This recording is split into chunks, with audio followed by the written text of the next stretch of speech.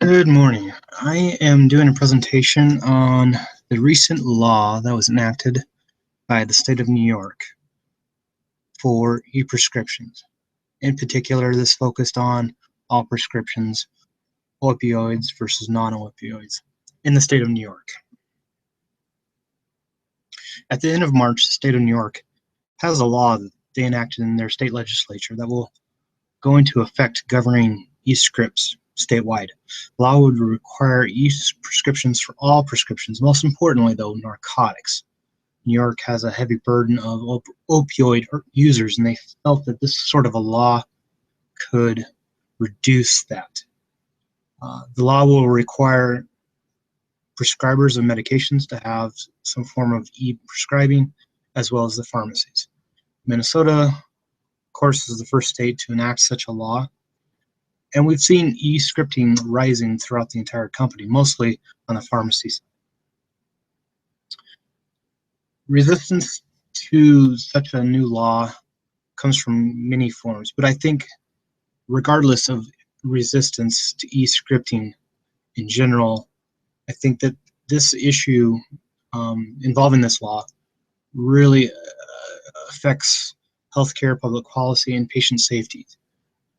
I think on the big level, healthcare-wise, this is a new change requiring e-scripting from providers and from pharmacies equally. I think as a public policy, this affects how we as normal public individuals go to our pharmacies to pick up our prescriptions, whether or not they're ready or if there's issues with any prescribed script. I think as far as a public safety issue, I think e-scripts will reduce some of the issues with overprescribing, receiving duplicate therapies, etc. The government has put in place the framework for e-prescribing. I think the decision comes down to a state-dependent choice. Obviously, we already discussed Minnesota being the first state to establish an e-script law. New York now is following. I think with New York, they have a reason to do so, the heavy burden of opioid drug abusers and counterfeiting. And really, with 3/4 of the nationwide pharmacies prepared for e-scripts, I think this is something that affects, that's a government and a legislative issue statewide, or for individual states as well as for the government. Policy will obviously affect the DEA, narcotics. It's going to affect individual pharmacies. It's going to affect prescribers who have to set up systems. And it's going to affect officials who actually have to oversee both doctors and pharmacy policies, prescribing in general. This is going to require a lot of effort from a lot of different individuals, a lot of different groups that are involved with prescribing. Doctors will have to purchase new e-script systems at cost, and pharmacies will have to appropriate the funds to do the same in order to meet the law. The author has some bias. Most specifically, if you look at the title of the article, she really depicts that e-scripting is some sort of national movement that's being installed by the doctors, and that's not 100% accurate.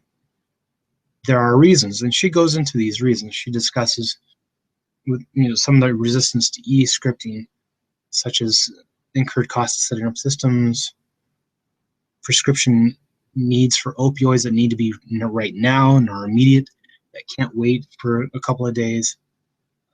She talks about e-scripting as a new technology that has glitches, could break down, doesn't communicate with other e-scripting systems. So she shows that there are some issues involved going into e-scripting. But I think overall she takes the small microscopic, what's going on in New York, new laws being enacted, how it's affecting the doctors and the pharmacies there, and then the author really transcribes it into a nationwide, we're not really doing anything on the doctor's ends. Pharmacies are all set up to do it. Why are doctors dragging their foot? Why are legislations in individual states dragging their foot? Which leads to my personal view.